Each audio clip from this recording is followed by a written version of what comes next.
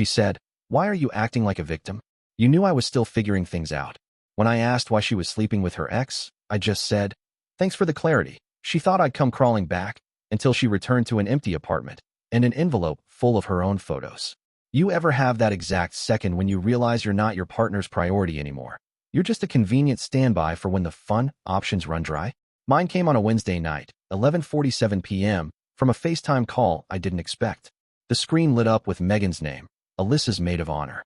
She's not exactly known for being discreet. I figured maybe it was a quick check-in about the wedding or some light-hearted question about table settings. Instead, I was greeted by blaring music, flashing neon, and Megan's face, flushed from drinks. She was laughing at something off-screen, her words spilling out in a mix of slur and shout. Then the camera swung around, and there she was. Alyssa, my fiancée, sitting on some guy's lap. Not leaning, not an innocent arm around the shoulder. No, she was kissing him like they were the only two people in the bar. One hand on his neck, the other holding her drink, like this was the most natural thing in the world. I froze, watching, waiting for some sort of context. When Megan realized what she'd just shown me, she whipped the camera back to her own face. "Oh, haha, it's just a dare from the Bachelorette games," she said, forcing a laugh. "You know how it is.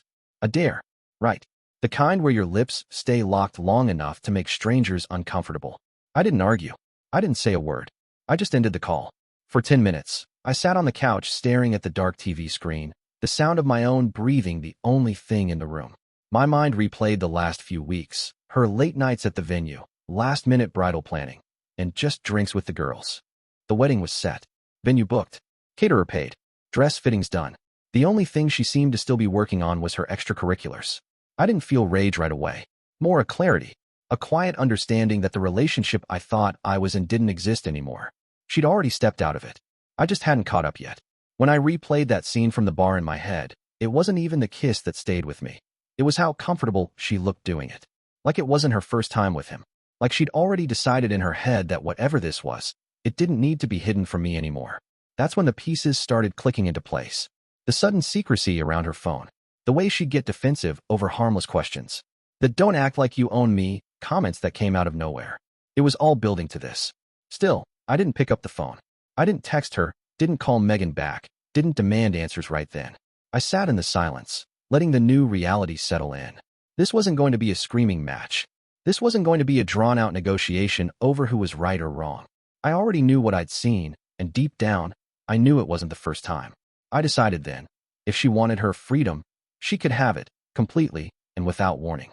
And that thought, oddly enough, made me feel lighter than I had in weeks. By the next morning, the decision wasn't just an idea. It was a plan taking shape in my head. Not a confrontation, not a messy scene, just a clean break she wouldn't see coming. I didn't sleep much that night, but when the sun came up, I felt strangely steady. The phone stayed in my pocket. No drunk text to wake up to. No, it's not what it looked like, messages.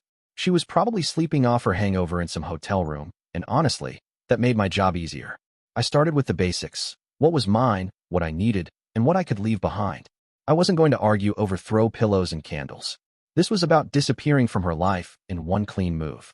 2 days later, the timing lined up perfectly. Alyssa was heading out for what she called one last weekend of freedom with her bridal squad. Nashville again. I offered to carry her bag down to the Uber. She gave me a quick kiss on the cheek and a sweet little smile, the kind you give when you think everything is fine. "Have fun," I said. She had no idea I meant it in the permanent sense. The second the car turned the corner, I went to work. First thing, I pulled out my own suitcases and started packing. Clothes, important documents, the electronics I'd bought, the couch I paid for, the coffee machine my mom gave me for Christmas, and, yes, every single kitchen knife in the apartment. Not because I wanted to be petty, just because they were mine, and she could figure out how to cut her $12 avocado some other way. I left her belongings untouched. Every picture frame, every little decorative vase, every gift from her friends, all still exactly where she left them. The apartment wouldn't look trashed when she walked in, just hollow. By mid-afternoon, my friend Eric showed up. I'd texted him the night before. "Need your truck. Quiet move. This weekend." He didn't ask questions, just showed up with a box of garbage bags and an energy drink. It took hours, but there was no rush. I didn't want it to look like a panic move. No shouting neighbors, no slammed doors. Just two guys methodically stripping the place of my life in it. By the time we loaded the last box, I walked through the apartment one more time. It was amazing how quickly a space can stop feeling like yours. The walls looked the same. The light came in the same way through the blinds, but it wasn't my home anymore. It was just a place I'd been keeping warm for someone who didn't value me enough to be honest. I wasn't thinking about what she'd say when she found out. I wasn't even thinking about the wedding, the guests, or the deposits. All of that was background noise compared to the one goal I had in mind, making sure when she realized what happened, it would be too late to talk me out of it. When the last box was in Eric's truck, I locked the door and headed to my new apartment. It was smaller, quieter, a little worn in places, but it was mine. No arguments over decor, no wondering where she was at midnight, no waiting for my phone to buzz with excuses. I wasn't done yet. There was one last piece to this plan, and it was going to hit harder than any shouting match ever could. And that part, I saved for when she got back. Once the last of my things were in my new place, I started preparing the part she'd remember. I didn't want a dramatic speech. I wanted the evidence to speak for itself, so there'd be no room for her to spin it into misunderstandings or "you're overreacting." I went through every corner of social media I could think of. Friend stories, tag posts, random uploads from that Nashville weekend. She must have assumed I wouldn't see them, maybe because I wasn't there, maybe because she forgot half her friends still followed me. There she was in crisp, high-resolution proof. Alyssa on the dance floor with the same guy from the FaceTime call. Alyssa leaning into him at the bar. And in one short clip, her kissing him again, laughing afterward like it was the most natural thing in the world. The internet really doesn't forget. I printed them all in color, each one on its own sheet of paper. Not to humiliate her, but to make sure there was no "that's not me" excuse. I slipped the stack into a large envelope. On the front, I wrote in black marker, "Evidence of your last weekend of freedom, research notes." Back at the old apartment, I set the scene. Everything of mine was gone. No jackets by the door, no toothbrush in the bathroom, no clutter on the counter. Just her things, exactly where she left them. In the center of the dining table, I placed the envelope.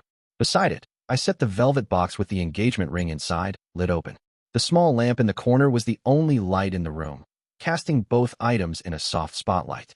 It felt deliberate, like a stage set for a scene I'd never be in. I locked the door behind me for the last time and walked out without looking back. That Sunday evening, she got home. I wasn't there to see it, but I can picture it. Her walking in with her luggage, expecting to drop it by the couch, maybe call out my name. Instead, an empty apartment. Silence. And in the middle of the room, the envelope and the ring. It didn't take long for my phone to start lighting up. First came confusion. "Babe, where's your stuff?" Then anger. "What the hell is this? You're crazy. This is humiliating." Then bargaining. "It was just a stupid dare, I swear. We can fix this." And finally, desperation at 2:03 a.m. "I love you. Please come back. Please." I didn't reply. I left the phone on silent, sitting face down on the counter while I unpacked in my new kitchen. Every once in a while, I'd glance at the screen lighting up in the dark, her name filling the display. It didn't pull me back. If anything, it confirmed I'd done the right thing, because the woman blowing up my phone wasn't the woman I'd agreed to marry. That woman had already left weeks ago. All that was left now was to close the loop, once and for all. By Monday morning, I'd already decided how this was going to end. No long explanations. No drawn-out arguments where she'd twist things around until I was the bad guy for overreacting. Her calls had slowed down by dawn, replaced by long, frantic texts, some apologizing, some blaming me, some insisting I misunderstood. I didn't misunderstand anything. I'd seen enough. At 9:12 a.m., I sent my first and only reply. "Alyssa, I'm glad you got your last weekend of freedom. Consider it permanent. Please lose this number." Then I blocked her. Blocked Megan. Blocked the guy from the bar, just in case. For the first time in weeks, my phone went silent. No pretending we could talk it out. I didn't check social media, but word gets around in small circles. Eric told me she'd posted some vague quote about people giving up too soon and real love working through challenges. She never mentioned the wedding directly, but I imagine the guest got the hint when her Instagram went from bridal countdown posts to photos of sunsets and wine glasses. Later that week, a mutual friend texted to say Alyssa was really broken up and regretting her choices. I didn't ask for details. Regret might have been real, or it might have been performance. Either way, it wasn't my problem anymore. In my new apartment, I unpacked the last box that night. It was the coffee machine from my mom.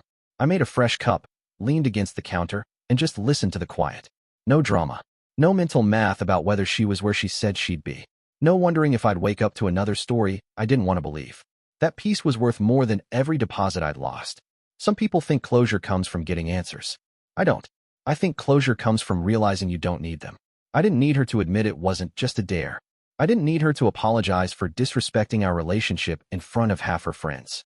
And I definitely didn't need to hear her explain why it was somehow my fault she made those choices. She had her freedom. I had mine. The difference was, mine didn't come with a side of guilt. I still think about that night sometimes. Not the kiss, but the way she looked doing it. Comfortable. Certain she'd get away with it. That's the moment I actually left the relationship. Packing boxes and printing photos were just the final steps. Looking back now, the one thing I'm grateful for is that I didn't drag it out. There's no version of this story where we sit down over coffee and talk it through like rational adults. The trust was gone. And once that's gone, everything else is just noise. I don't know if she ever married the guy from the bar, or if he was just another "what happens in Nashville" souvenir. I don't really care. My life moved on, and hers, well, that's her business. It's been months, and the only thing I wish I'd done differently is leave sooner. I appreciate you watching till the end. Hit that subscribe button and stay tuned for more content.